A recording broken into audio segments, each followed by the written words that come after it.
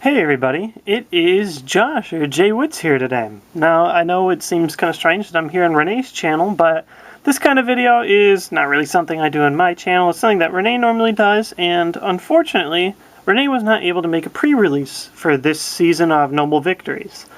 She was here visiting at my apartment when we, around the time when we would normally have one, but pre-releases were actually 1 week after when she visited. So this is the weekend of pre-releases now. She's not really near any, so I went to one and she asked if I could share with you guys my experience because she normally does for hers. So I thought, hey, why not? So everything about my Noble Victories pre-release.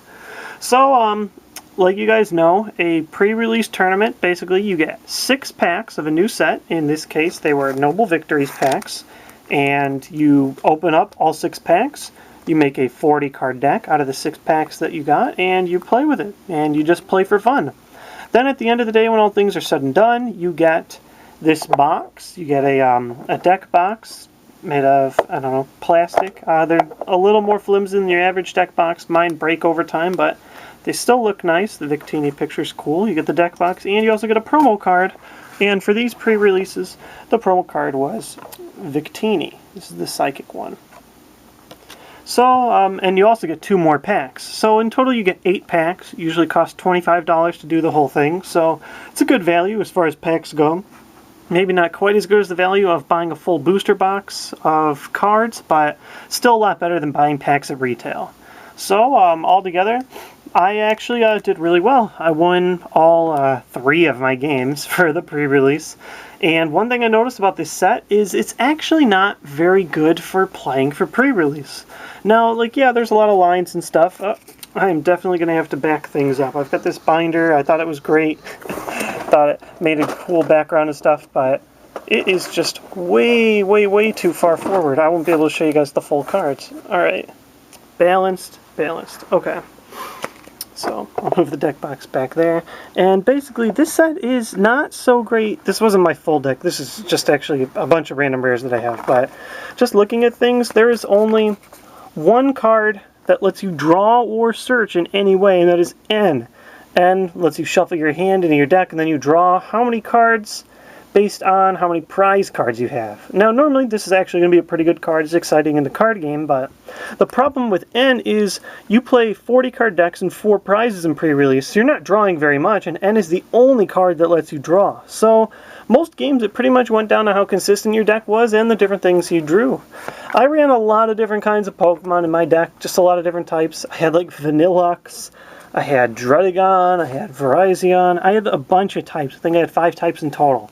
Normally in pre-releases, I try and keep my types to, maybe 2 or 3 tops, just to keep things consistent, but this set, there's nothing to draw, so you can't really fill your deck with very many trainers that are actually useful for getting more stuff, so you have to run a lot of different kinds of Pokemon. Notable pulls, I got a 1 full art, and that was this Terrakion. Definitely looks really cool. The full arts look great in this set. Unfortunately, it looks like there is, I think, 5 full arts in the full set, but I think boxes still only come with 2 full arts per set. I could be wrong, but that seemed to be the ratio that everyone was pulling at, so it might be hard to get the full collection, but at least I got 1 out of 5 here. And also, my friend Carver pulled the secret rare Meowth, and I just thought this was funny. Renee always complained to me when she was opening Emerging Powers, and she has been opening Emerging Powers for a while, since we opened them all the way back. Oh, and she's texting me now. But she's been opening Emerging Powers since all the way back at Worlds, when we went to Worlds, and I got the boxes as one of my prizes. People have been commenting relentlessly, telling her that she did not get the secret rare Meowth, and I hope, just to let you guys all know, Secret Rare Meowth comes in this set. It was not in Emerging Powers. So, finally, she will have the Secret Rare Meowth. We'll be giving this to Renee, but I just think it's funny that after all that time, she's gotten, probably 20, 30 comments about her not having the Meowth. She finally does have it. So, we've got that. And then after things were said and done, I opened my packs, got a couple of nifty things, got all the trainers I needed and such. I played in another event, and it's a little bit different. I don't know if Renee's ever talked about this before, so I'll talk about it.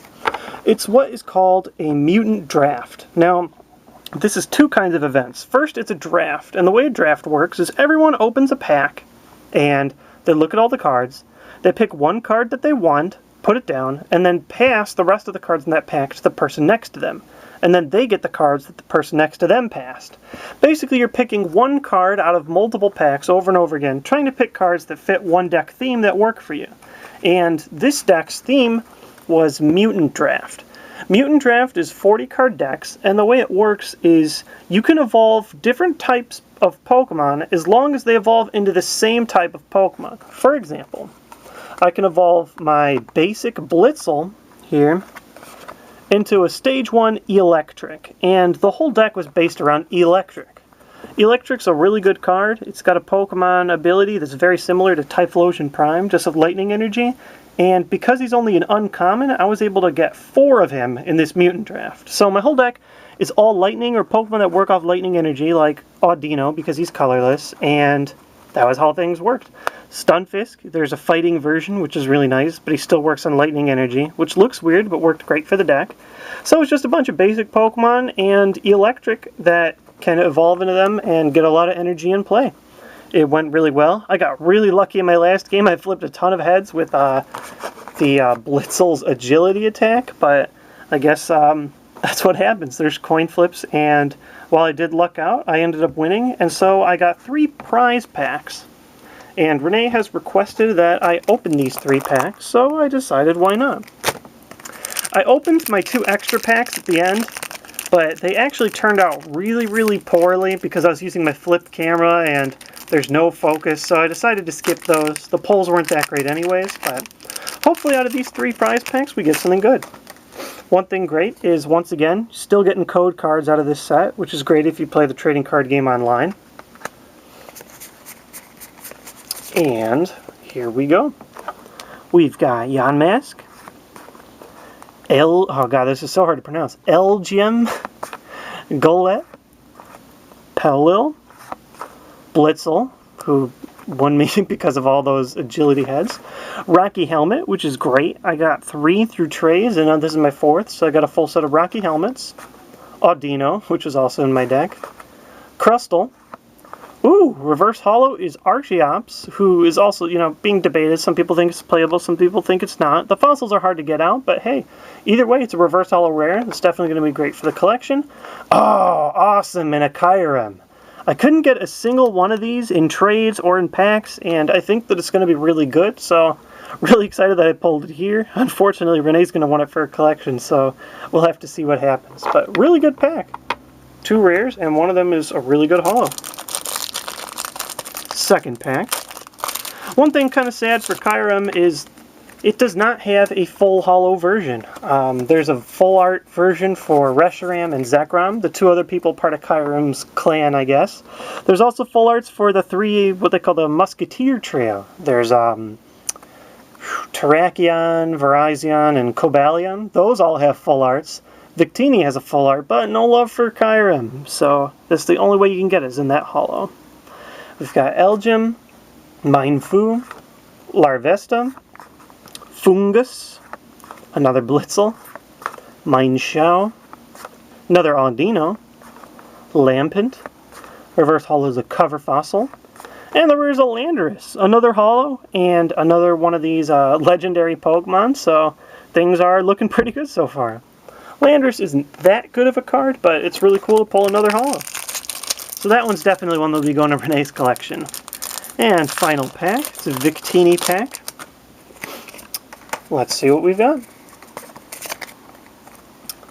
We have Yamask, Elgyem, Petalil, Stunfisk, another Blitzel, one in every pack, Electric, who is basically the center part of the deck that I ran, Amoonguss, Zweilous, Reverse Holo is Terrakion, so a 3rd legendary Pokemon, another rare. And the rare is Vanillux, who isn't even that bad. A lot of people are talking about combining him with the Victini that lets you flip. So altogether, these 3 packs were really good prize packs. Anyways, that's about it. I just wanted to tell you guys, if you are interested, even if you're a collector or if you are a player, I think pre-releases are a great event to go to. It's not that much altogether. I paid $25 for that first event, and that gets you 8 packs, the deck box, and the promo. And so that's pretty cheap compared to buying packs of retail. Plus you have a lot of fun, you trade with people, you get the new set before it comes out, and it's just a good time. Even if you don't play the trading card game that competitively, it's a non-competitive event. You play for fun, there's no prizes for the main event, you just play with the new cards just to have a fun time, and so I really recommend that you guys go if you haven't been to a pre-release before. Anyways, that's how my Noble Victories pre-release ended up, and I want to know how you guys did too. Hope you guys all have a great weekend, and I hope you enjoy Noble Victories when it comes out next weekend. See you guys later!